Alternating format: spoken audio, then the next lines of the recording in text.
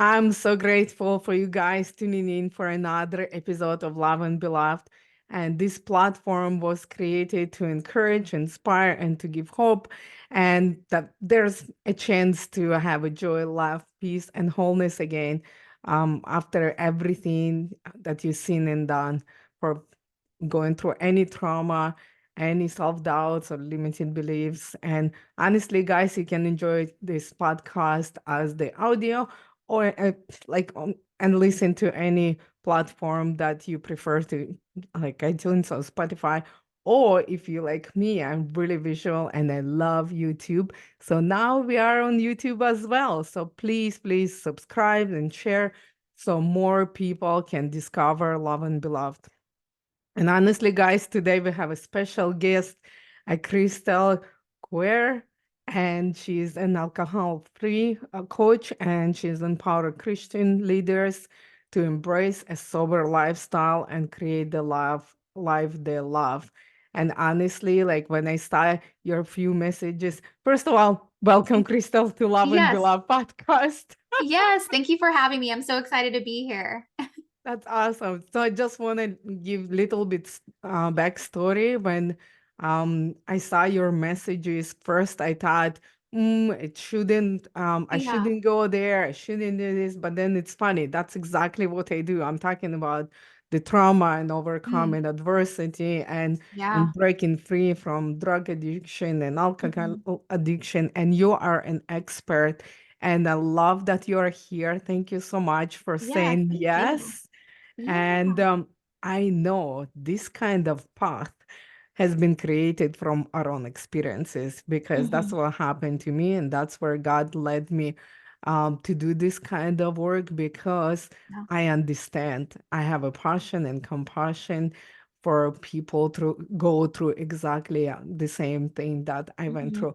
And I do believe that God allows us so we could understand. So before we get in, I love to hear Mhm. your story and where your journey begins. Yeah, definitely. So I used to be a big binge drinker. So I was never, physically addicted to alcohol, but I was the person that was, drinking on the weekends. I never just wanted to have one drink.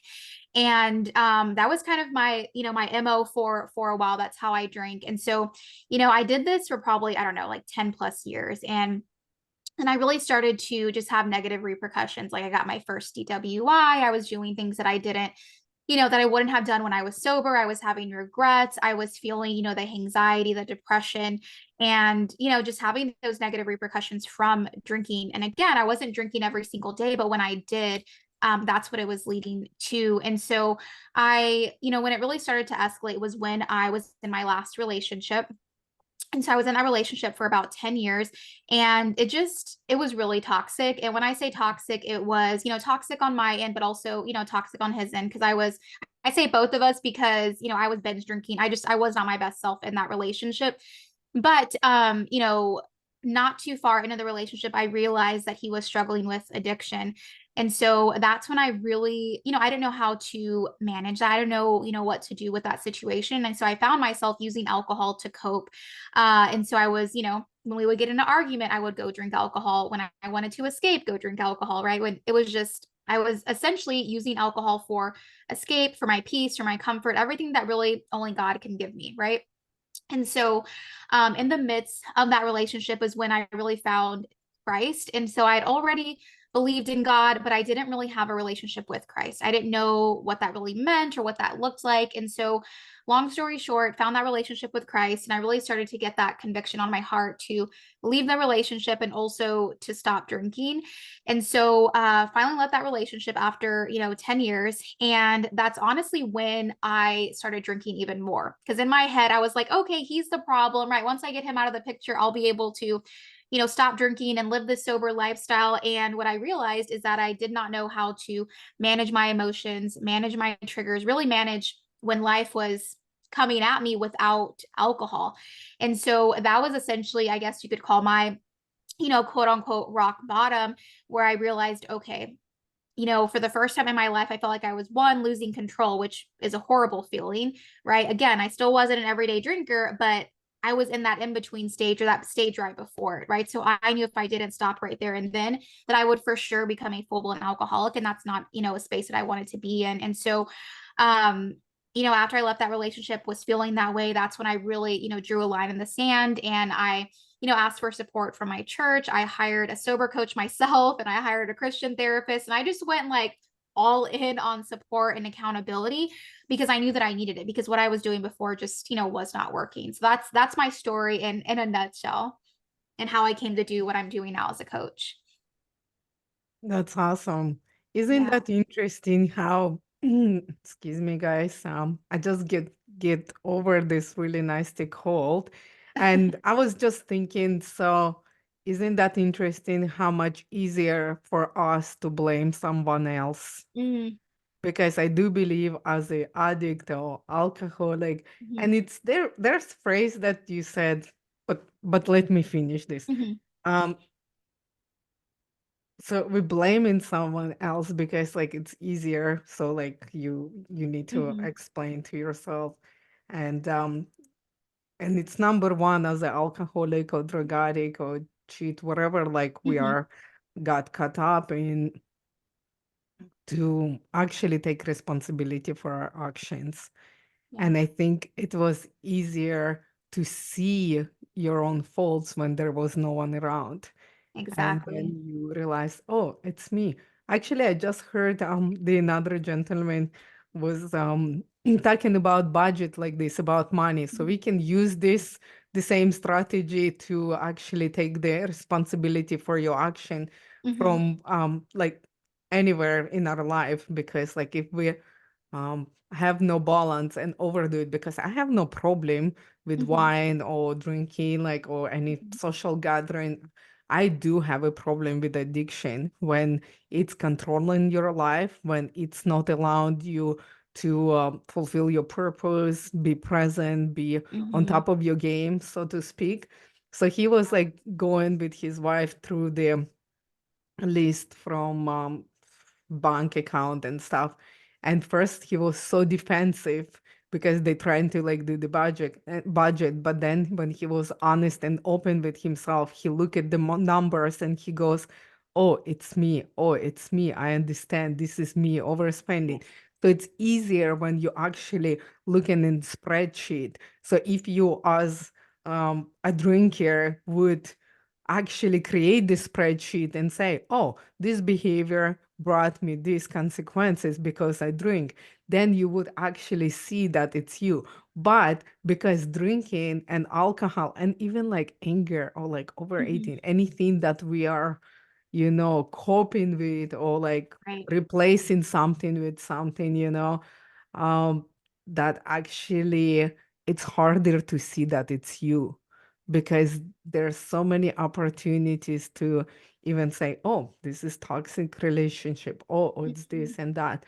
So I'm really um proud of you that you actually heard God's voice and did. It's not easy to quit on 10 years relationship. Doesn't matter Right. if it's toxic or anything. There's another episode, full episode, why we not live in toxic relationships for a very long time. Mm-hmm. But it's good that you left and now you change your life and have an opportunity to help others. So before we Yeah. go on that, I'd like to ask you, Crystal, how has your faith helped you to overcome Mm-hmm. challenges and difficulties of your life? Oh yeah, absolutely. It's helped tremendously. And so, like I mentioned too, in the midst of, me having this, clarity of, okay, I need to change my relationship with alcohol. I really found Christ in the midst of that. And like I said, I believed in God, but I didn't really have a relationship with him. And so once I actually started to, go back to church, and I was reading the word of God and, spending time with him, it changed everything. And really a big piece that changed was my identity, because when you are so used to, coping with alcohol or fill in the blank, right? And you're so used to having this relationship in your life, your identity gets wrapped up in those things. And so once I started to really have that relationship with Christ, it's like layer by layer, God just started to remove, any counterfeit identities that I had. And so I started to just really feel more like myself. I started to feel, more whole and just more alive, really. I feel like the best way I could explain it is I feel like I was asleep and now I'm awake, right? Kind of like God says, like, you're dead and now you're alive. And so, how it's helped me in my sobriety journey is just, like I said, that identity piece, which I feel like is such a big piece, but also just knowing that I'm not in it alone, right? And of course, like we have support, we have coaches, we have therapists and so forth. But like once I started that relationship with Christ, it's like I just knew, I'm just like, okay, I'm not alone. Like God's got me. And how he changed, helped me change my mindset and my heart and just who I am today. Cause even if you had, like I always say, if you could record my life and if you saw me, 5+ years, before this, I'm a totally different person. And so it's so awesome to know that, Jesus is there and that we have that relationship with him and that our identity is found in him. And so it's not something that fizzles out, right? Alcohol, that fizzled out, right? The relationship fizzled out. Anything that else that I try to find my identity in or try to cope with, it all fizzled out, but not Jesus. Like Jesus is always there. So, That's yeah. awesome. You know what else come into my mind? Mhm. Uh, like my personal relationship too. Like I was alcoholic, drug addict, and Mhm. prostitute. He didn't wait for me to change. You know what Mm. I mean? I wanted to Yeah. change. I have that desire. So he called me into his Mhm. presence and he walked with me through this change. It's been 20 years.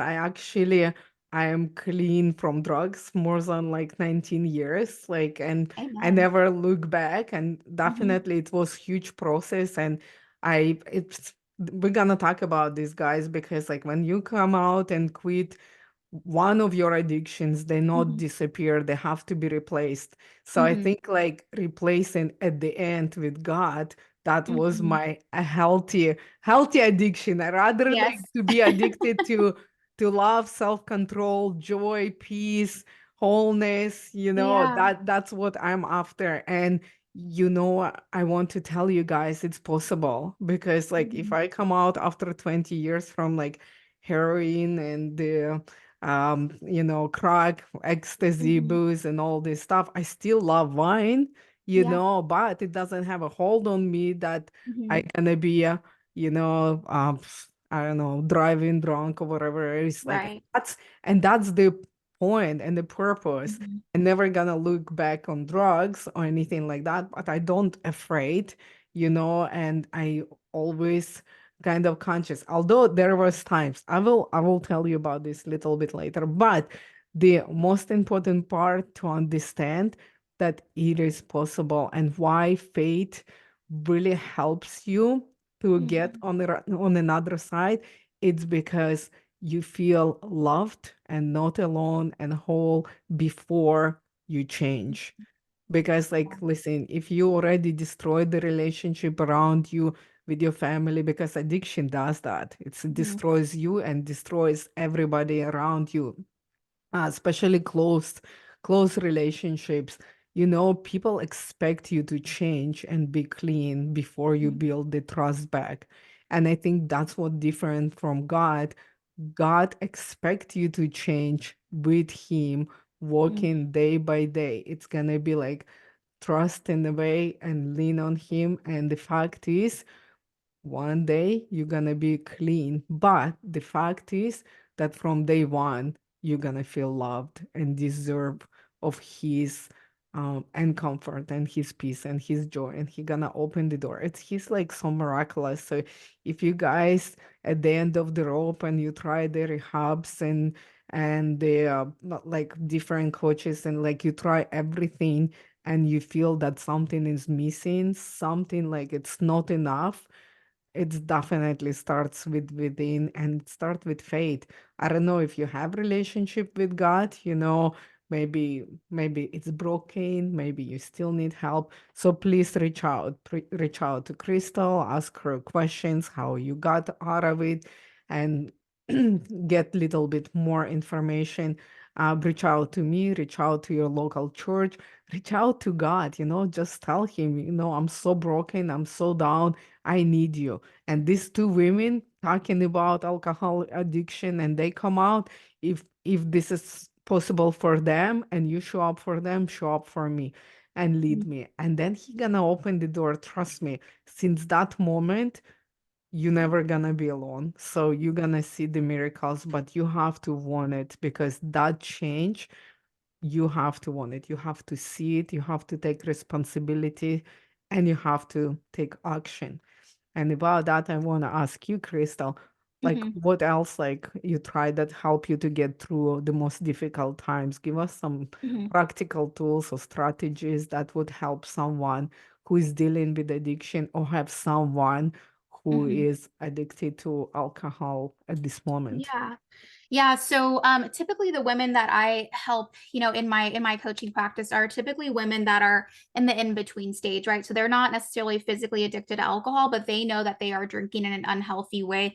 And so the first thing that I'm always going to say is, like we talked about, is, of course, like surrendering to God, like inviting God into, this change that you're trying to make, but also getting support, right? Because again, we can't do this alone. We can try, but I know for myself, I tried for so long because I was like, okay, well, I don't drink every single day, so why do I need support, right? And I feel like that was definitely one of my biggest mistakes that I had, because it was like I had repeated that cycle for so long. But once I actually allowed support in my life, I allowed God to, come in and help me as well.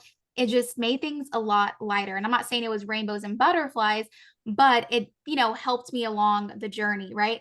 And so that's the first thing, is I would say to, get support with somebody that has walked the walk, right? And that's somebody that is already has been sober and that can relate to your story, because that's important. Because I feel like a lot of the times on our journey, especially for me and like the women that I work with, it's like a lot of the women that I work with, they don't resonate with being an alcoholic, or, with that label. And so they're looking for people that can resonate with that. Right.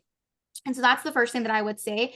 The second thing that I would say is really, really recognizing that being successful in sobriety, that it's not just about focusing on not drinking or not doing, that substance. It's not just about that, because here's the thing: when we're so focused on not doing that thing, it kind of makes us want to do it even more, right? So while that's a part of the journey, really it's a part of also having the right mindset, right? So I always say, like, there's a difference between being sober from alcohol and actually being of sober mind, right? Because there's people that are sober from alcohol or sober from XYZ, but yet they haven't really developed the life skills to sustain that lifestyle, right? They end up just being a dry drunk, or, whatever term that you want to use there. And so I would really say to really shift your focus to creating the life that you want to live, shift the focus to Jesus, basically shift the focus to life. Right. Because again, when we're so focused on the problem and the labels and so forth, and again, that may work for some people, but it doesn't work for all people. And I feel like, the Lord, like, He wants us to be free, not only from these substances, but also within our mind, within our spirit. Right. And so I feel like those are two really great places to start, is with support and with recognizing, okay, it's not just about me white knuckling. It's not just about me not drinking. This is about me really creating this new lifestyle, and, in alignment with Christ. Right. And so just switching that focus from, not doing this thing to actually creating. Right. And I just feel like that puts the mind in such a more positive space as well. I don't know if you've had similar experiences like with your journey and talk to. But that's where I would say is a really great place to start, because mindset, I mean, that's one of the places that the enemy loves to attack us in, right? Is our mind. So if we can get that right, then that's going to help us along our journey. Absolutely. Yeah. Yeah, that's a good advice. Thank you for mentioning that. Yeah. Because you're right. I have to watch what I'm saying too. And Mhm. while you were talking, I thought you can say, I'm not drinking anymore, or I Mhm. quit drinking. And your mind always say like, oh, you took it away something, Yeah. rather than saying, oh, I'm living a healthy lifestyle. Mhm. I'm getting more energy, and it's like literally whatever you say, it's Yeah. gonna change that narrative, rather than like always negative.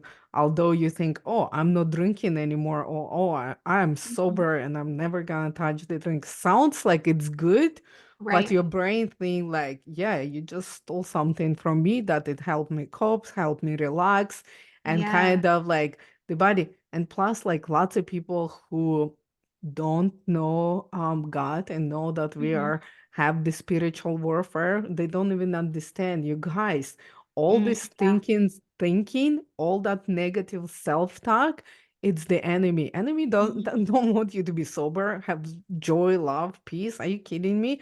Yep. You like wonderful slave when you addicted to all this stuff and Yep. running around destroying yourself. Why would he want you to be good? So every Mhm. time you hear that, you know this is the negative self-talk to self-destruct. No matter if you believe in the enemy or you think like it's your own self, no matter what, this is not a good place to be.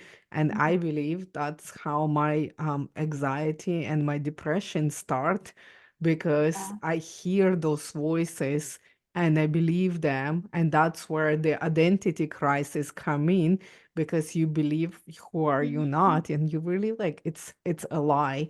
So next time you hear those negative thoughts in your head, or you hear yourself speaking about yourself this way, you like pay attention and Mhm. switch that. And literally, if you need to write it down, on one side say I am this, and on another side find something positive to say about yourself, and start saying that rather Mhm. than the negative stuff. And one day you're gonna start believing the right thing, and it will all come to like all together. But um Yeah. in your intake form, Chrystal, you actually said alcohol is the symptom of something deeper. Walk in faith and lean on Jesus, and mindset, and the lens you live your life through is Mhm. important. I really like to unpack all of these topics and why they are significant. So we're gonna Mhm. do like one by one. Yeah. Alcohol is the symptom of something deeper. Can you tell us Mhm. more about this? Yeah, definitely. And I feel like this is just something that really the Lord gave me. And I was reading through a book. I don't know if you're familiar with Tony Evans, but I love Tony Evans. And he has a book. It's actually called Warfare. And Mhm. so in this book, this is where it kind of like led me to this thinking, and I was praying about it. The Lord gave me this revelation where, he speaks about, he says, so many people will say, okay, well, I have this problem, I have that problem, I have an alcohol problem or a drug problem. And he says, no, you have an alcohol symptom, Mhm. right? Alcohol is the tool that you are using for whatever reason, right? And for a lot of people, it's used to, like, just like in my journey, it was used to escape, to have that, counter and peace and so forth. And of course, a lot of people use it, to escape, emotions and traumas that maybe they've gone through, right? And so that's why I say alcohol is a symptom. And it kind of goes back to what we were even talking about a second ago, where it's like, it's not just about not drinking or not doing the drug. It's about kind of going back to the motives of the heart too, right? Like, why do we feel like we need to escape? Why do we feel like we need to numb? What is beneath the surface? And once you get to that and you allow yourself to, again, get rooted in your true identity and allow the Lord to, work on those things and allow yourself to feel those emotions that you've been numbing for so long, that's going to allow freedom. And so I feel like that's just such a big point that maybe, somebody needs to hear today, where it's like, yes, of course, like, let's get sober, but let's also recognize that there's something beneath the surface, right? So that's what I meant about, it being a symptom. That's awesome. So we Yeah. covered a little bit walk in faith and lean on Jesus. Talk Mhm. about this in exactly like next step after recognizing like and Mhm. asking those questions, why this is happening, rather than I'm doing this. Right, right. Exactly. So can you talk a Mhm. little bit more about leaning on Jesus, and Yeah. maybe for clarity, or how would you lean on Jesus, like would Mhm. like in this situation? Yeah, I mean, the way I guess the best way I could explain that is really going through just like that daily surrender. You know, Mm. I feel like sometimes when we're going through this journey, whether it's, breaking bad habits or whether it's letting go of a substance or whatever, we can put a lot of pressure on ourselves and not really allow ourselves to go through the process, right? And so at the end of the day, like, we get to lay all these heavy burdens that we are feeling at Jesus's feet. And so that's essentially what I always recommend and what I do myself, right? It's like, okay, well, what can I do today to, yes, stay sober, to, yes, create the life that I want to live, but also what do I need to lay at Jesus's feet, right? What am I trying to control? It actually I can't control. What heaviness do I have on me that actually Jesus wants to take care of, right? Because as human beings, we can only, we can only do so much, and then God comes in and he fills in those gaps. So I really feel like it comes down to just that daily surrender, right? Because it's not just like a one moment where it's like, okay, God, I surrender. Like, yes, that's important when we give our lives to Christ, but it's like living in that surrender, right? Living in that rest of Jesus. And so that's how I would say it would be a really great way to just embody that and to really simplify it too when it comes to leaning on Christ. That's awesome. And I want to point out, guys, honestly, if you don't know God or if you just stop believing because like you're in a mess and in darkness and this is Mhm. happening, trust me, I know. But the coolest part about God, you fell down and he will be there. You get up and he will be there. He never gonna Mhm. leave you, forsake you, or give up on you just because of what you do, because he Mhm. loves who you are and you're a child of God and you're significant to him and your life is so valuable. So don't give up. The God is not like people. He's not gonna be tired of listening or you relapsing and stuff. So just don't give Mhm. up. Your life is until you take your life, then like there's Mhm. nowhere you can go. But like even if you, like Crystal said, I hit the rock bottom and that's nowhere to go but up. And he's Mhm. gonna be that in that rock bottom and he gonna lead you and help you, so just don't give up. And we talk a little Thank bit about the mindset and lens you live your life through. you. It's important, but um, just little bit unpack this little bit Mhm. more. I know it's Yeah. easy would say like, oh, you have to have a positive mindset, Yeah. but and see like, oh, I want to be like 10 years sober, but now you're Mhm. saying today you have to be sober. Today you Right. have to trust and obey. So what is that about the mindset and how you Mhm.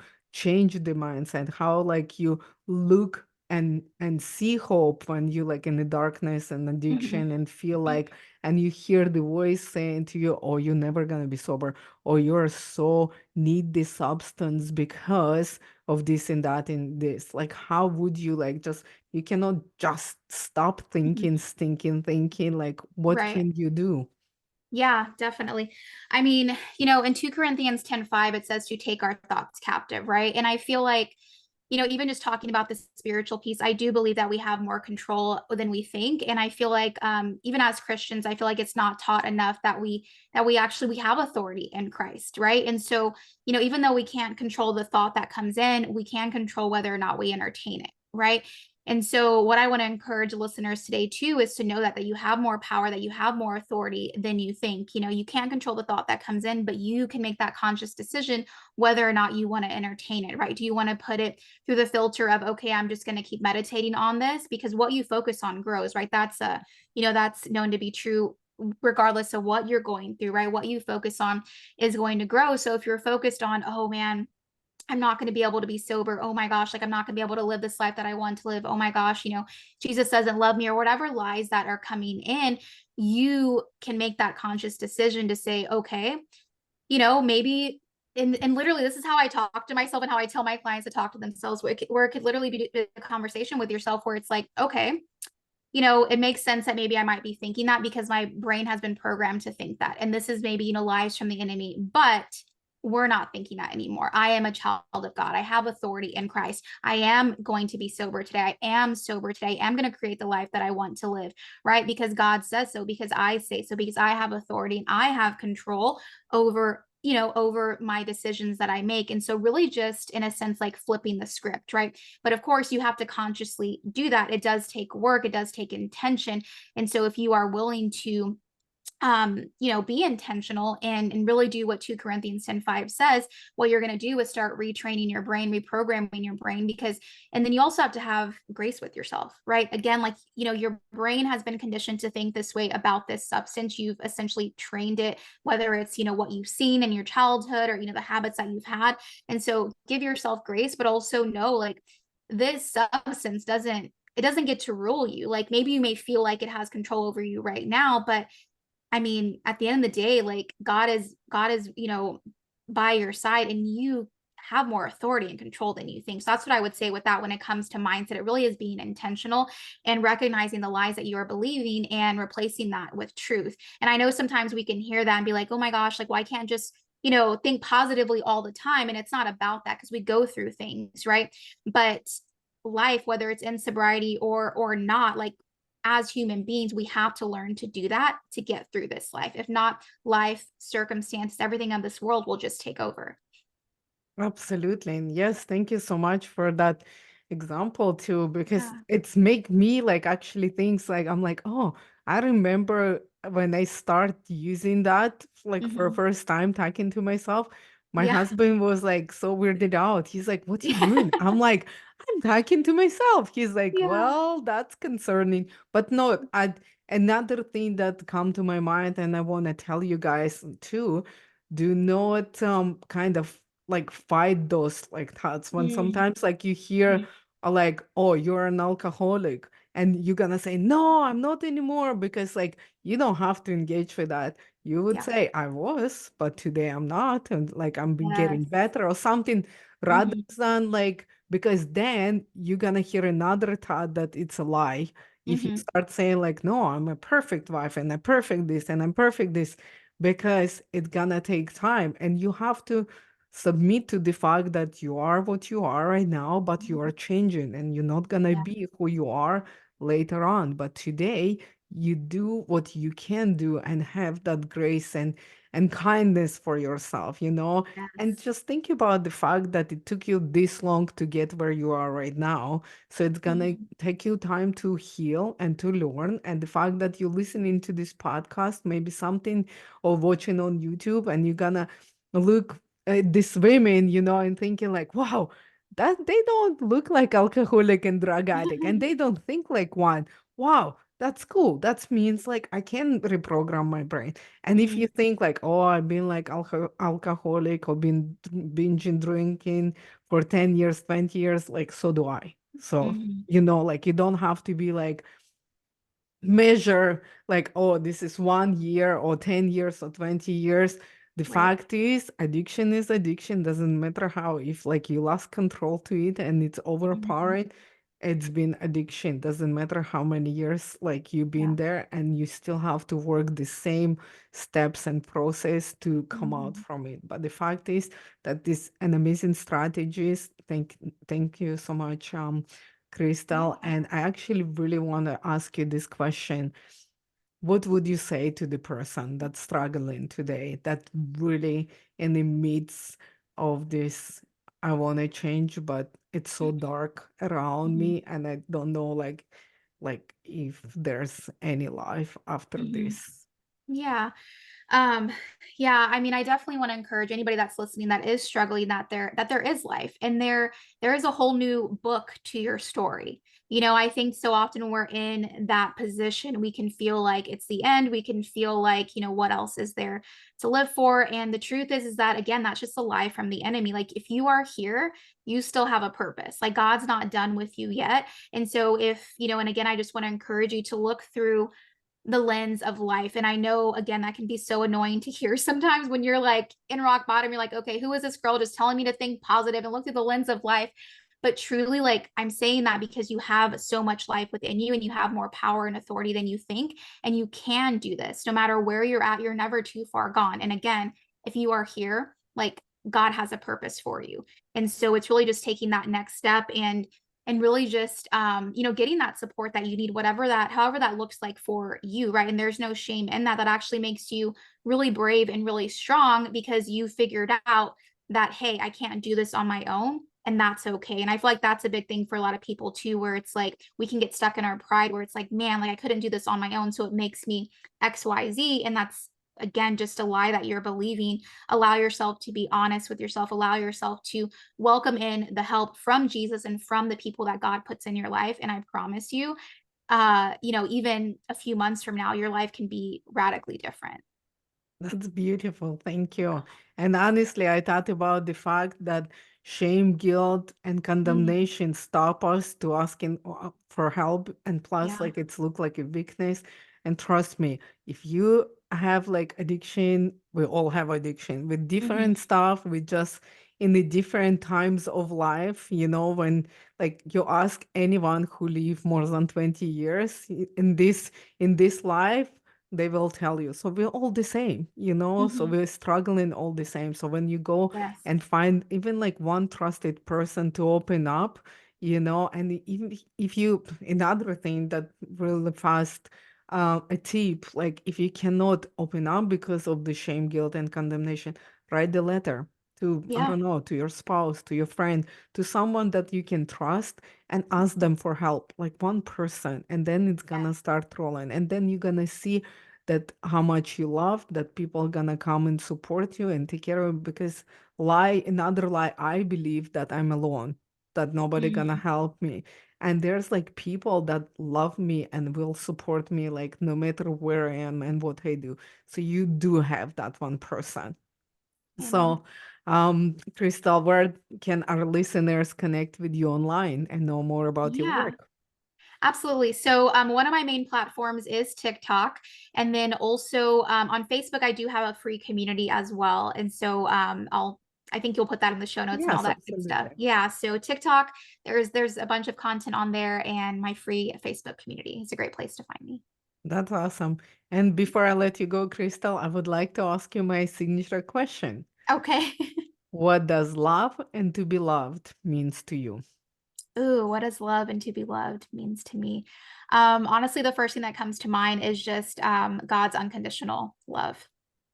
There's no conditions. There's no, it's just love. Like that's the first thing that comes to mind for me.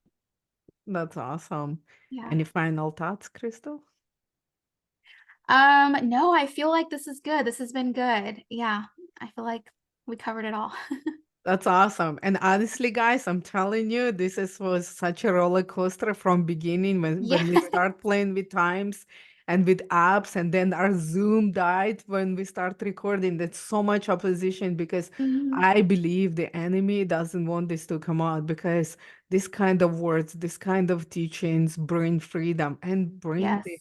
God's unconditional love to your soul. And I hope like something will move your heart today, Mhm. and just take action. Because if you hear something, like something inside of you, like telling you this is the time to do something, just please like go and act on that small messy action, but don't let it die, because it's gonna take you another a while to get there. But because I know one thing, God will never give up on you. So like if you heard this now, you will hear it through another person, another thing, and Mhm. another time, until he will help you to get out, because he wants you to be healthy and happy.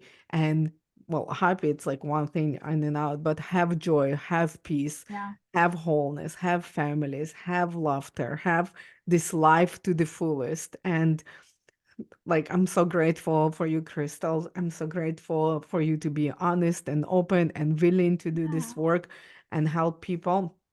And thank you for sharing your story.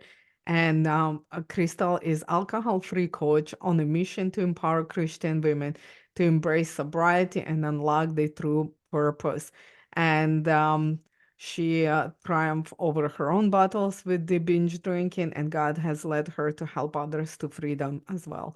And Crystal helping women to approach this through biblical and practical approach, so they can be free for good. So if you Amen. that person, please reach out. There's no Yes. guilt, no judgment, no condemnation. We've been there, done that, Mhm. overcome it, so we can give it to you and help you. So please, please reach out. Don't even hesitate. And I will post in show notes links to everything was mentioned on this episode. And guys, stay tuned to another episode of Love and Beloved. And thank you so much for listening. And thank you, Crystal. I'm so Thank grateful for you. you and your time. Yeah, absolutely. Thank you for having me. So.